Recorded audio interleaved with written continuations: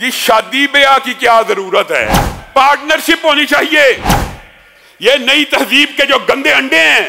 معزز سامعین گرامی قدر، آج مختصر سے وقت میں جس بات کی طرف میں آپ کی توجہ مبذول کروانا چاہتا ہوں، اور یہ چاہتا ہوں کہ اس بات کا آپ آگے بھی ابلاغ کریں، وہ بات، اس کا حکم ہمیں ہمارے شیخ حافظ محمد شریف حضرت حافظ صاحب جو شیخ المشائخ ہیں، شیخ الاساتذہ ہیں، انہوں نے دیا ہے، اور پاکستان بھر کے علماء اور خطبہ کے نام انہوں نے یہ پیغام دیا تھا، جس کو آج آپ کے سامنے رکھنا مطلوب اور مقصود ہے۔ وہ پیغام یہ ہے کہ حقیقت بات یہ ہے کہ یہ جو مختصر سا وقت ہے اس پیغام کا متحمل نہیں ہے، لیکن خدا کرے کہ جو بات کہی جائے وہ آگے پہنچ جائے، ورنہ تو اس موضوع کے اوپر حقیقت میں کئی جمعے پڑھائے جا سکتے ہیں۔ حضرت حافظ صاحب کا کہنا یہ تھا کہ آج کل مدارس میں داخلے کھلے ہیں، آپ کو پتہ یہ مہینے مدارس کے داخلوں کے ہوتے ہیں، اور آپ کو پتہ ملک بھر میں مدارس کے خلاف جس طرح کی پروپیگنڈا کی فضا ہے، اور جس طرح کی دینی اداروں کے حوالے سے ایک فضا قائم کی گئی ہے، تو اس ضمن کے اندر علماء اور خطباء کو یہ بات چاہیے کہ وہ لوگوں کے سامنے اس بات کو رکھیں کہ یہ جو علماء ہوتے ہیں، یہ جو دین کے طالب علم ہوتے ہیں، ان کی وجہ سے معاشرے سیدھے رہتے ہیں۔ امر بالمعروف و نہی عن المنکر کا فریضہ اگر ترک کر دیا جائے تو صحیح احادیث کے الفاظ ہیں، جس معاشرے سے امر بالمعروف و نہی عن المنکر ختم ہو جاتا ہے، پھر اللہ تعالیٰ اس معاشرے کی طرف نظر رحمت بھی نہیں کرتا، اور وہ لوگ اگر ہاتھ اٹھا کر لمبی لمبی دعائیں کریں کہ اللہ رحمتوں کا نزول آ جائے، تو اللہ تعالیٰ پھر بھی ان کے اوپر رحمتوں کا نزول نہیں کرتا، اور اللہ تعالیٰ ان لوگوں کی دعاؤں کو بھی نہیں سنتا۔ یہ امر بالمعروف و نہی عن المنکر کے ادارے، مدارس کیسے چل سکتے ہیں جب آپ جیسے اور میرے جیسے اور جہاں جہاں تک بات پہنچے اس طرح کے احباب ان مدارس میں اپنے بچوں کو داخل کروائیں؟ یہ مدارس جنہوں نے اساتذہ کا انتظام کیا ہوا، بلوں کا انتظام کیا ہوا، ہاسٹلوں کا انتظام کیا ہوا، اگر اس پروپیگنڈے کی وجہ سے ان میں طلباء داخل ہی نہیں ہوں گے تو بتائیے علماء کیسے پیدا ہوں گے؟ اور آپ کو پتہ کیسے کیسے علماء۔ اب یہ تو ایک طویل فہرست ہے کہ ان مدارس کی چٹائیوں سے نکلے۔ مولانا اسماعیل سلفی صرف گجرانوالہ میں لاہور سے ایک بہت بڑے آدمی ان کے پیچھے جمعہ پڑھنے جایا کرتے تھے، اسماعیل سلفی صاحب کے پیچھے، تو اسماعیل سلفی صاحب ان کو دیکھا کرتے تھے، یہ لاہور سے بندہ آتا ہے، وہ بھی جماعت کے مشہور نام تھا، کہتے تھے کہ پتہ نہیں لاہور سے جمعہ پڑھنے آ جاتا ہے اتنی دور صرف جمعہ پڑھنے۔ ایک دن پوچھ لیا یہاں جمعہ پڑھنے کیوں آتے ہو لاہور سے؟ کہا مولانا اسماعیل سلفی صاحب آپ کے پیچھے جمعہ پڑھتا ہوں، 7 دن تک اس کے اثرات دل پہ رہتے ہیں اور ایمان تازہ رہتا ہے۔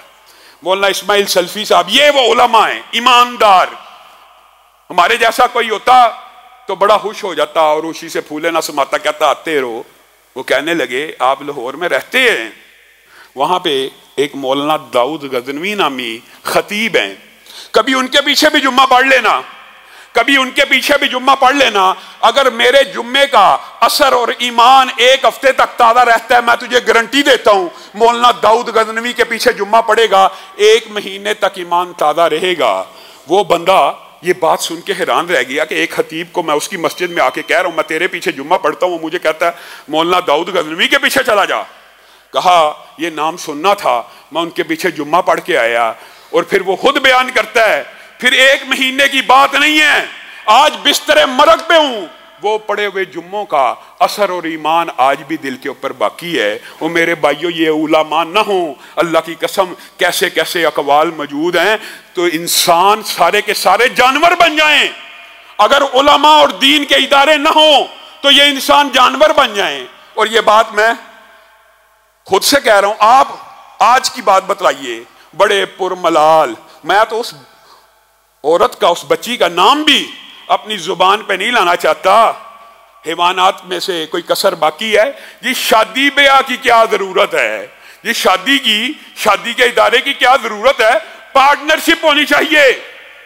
یہ نئی تہذیب کے جو گندے انڈے ہیں، انہوں نے ابھی سے یہ طوفان بدتمیزی اٹھایا ہوا ہے، ان کو بندہ کیا کہے؟ ہاں انسان جو ہوتا ہے نا، شادی ایک فطرتی تقاضا ہے، خاندان بنانا یہ تو انسانوں کی فطری جبلت ہے۔ بچوں کی پرورش کرنا، بچوں کے مستقبل کے بارے میں سوچنا، بچوں کے نکاحوں کے بارے میں سوچنا، بچوں کی تعلیم و تربیت کے بارے میں سوچنا، بچوں کے اگلے مستقبل کے فیصلے کے بارے میں سوچنا، یہ تو ایک یہ تو ایک انسانی فطرت ہے۔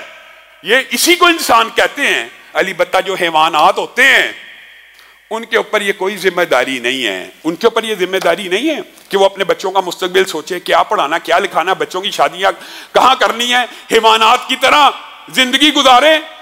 یہ آج کے دور میں ایسے حیوانات نما انسان موجود ہیں جن کی عقل اور فکر ایسی سوئی ہے، نہ تدبر کا سلیقہ ہے۔ آزادی افکار کا مطلب یہ ہے کہ مادر پدر آزادی اور جانوروں کی طرح کی زندگی کی دعوت دی جائے۔ اعلانیہ اس نے کہہ دیا اس لڑکی نے کہ شادی کی کیا ضرورت ہے، دستخط کی کیا ضرورت ہے، یہ انسٹیٹیوشن کی کیا ضرورت ہے۔ اس کو یہ پتہ نہیں یہ صرف اسلامی انسٹیٹیوشن نہیں ہے، یہ انسانی انسٹیٹیوشن بھی ہے۔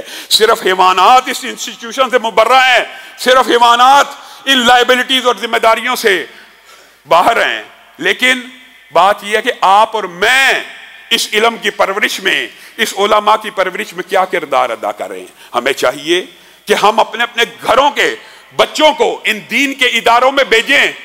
یہ بتائیے، آپ نے یہ احادیث اور یہ روایات اور اقوالات نہیں سنے کہ جو بندہ ویسے الدنیا ملعونۃ وملعون ما فیہا الا عالم او متعلم، دنیا میں ہر چیز لعنت شدہ ہے صرف عالم کے اور متعلم کے، جو پڑھنے والا ہے، جو پڑھانے والا ہے۔ تم میں سے بہترین شخص وہ ہے، خیرکم من تعلم القرآن وعلمہ، نہیں پڑھا کہ تم میں سے بہترین وہ ہے جو قرآن کو پڑھے یا پڑھائے یا خود سیکھ لے یا سکھلانا شروع کر دے۔ اور یہ علم کی کوئی قید نہیں ہوتی عمر کے ساتھ۔ آپ جس بھی عمر میں ہیں، جس بھی ایج میں ہیں، جس بھی عمر کے حصے میں ہیں، آپ جو بات سنتے ہیں اس کو سیکھ لیں، یہ بھی علم ہے۔ علم کا یہ صرف مطلب نہیں ہے۔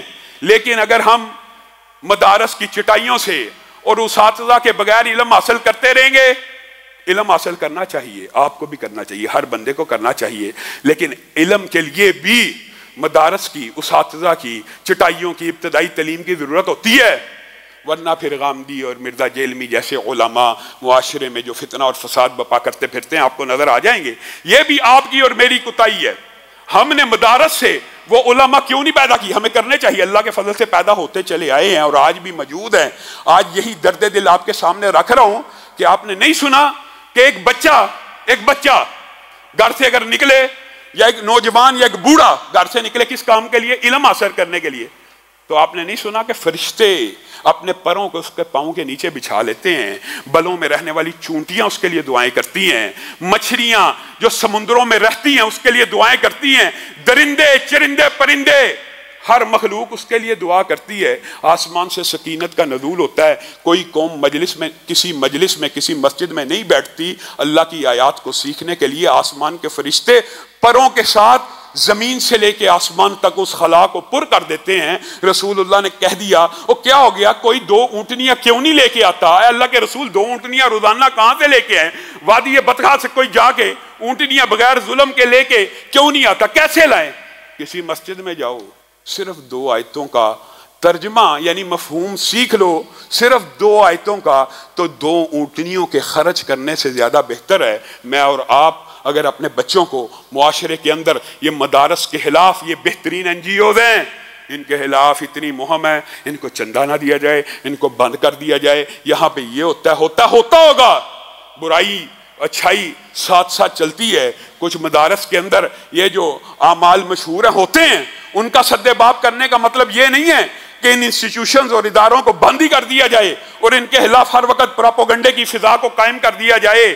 نہیں، آ گئی، آپ کو پتہ مدارس کو امداد کم سے کم ہوتی چلی آ رہی ہے، مدارس میں لوگ جانا نہیں چاہ رہے۔ ایک ایسی NGOs ہیں، آپ حیران رہ جائیں گے اگر آپ اپنے پسماندہ علاقوں کا جائزہ لینا، یقین کریں یہ مدارس نہ ہو تو پسماندہ علاقوں کے بچے شاید بھوکے مر جائیں۔ یہ مدارس میں آ کے روٹی بھی کھاتے ہیں، وہاں پہ پڑھتے بھی ہیں، صرف دین کی تعلیم نہیں، اس کے ساتھ ساتھ میٹرک بھی کرتے ہیں، ایف اے بھی کرتے ہیں، بی اے بھی کرتے ہیں، تو دنیا کی بہترین این جی اوز ہیں۔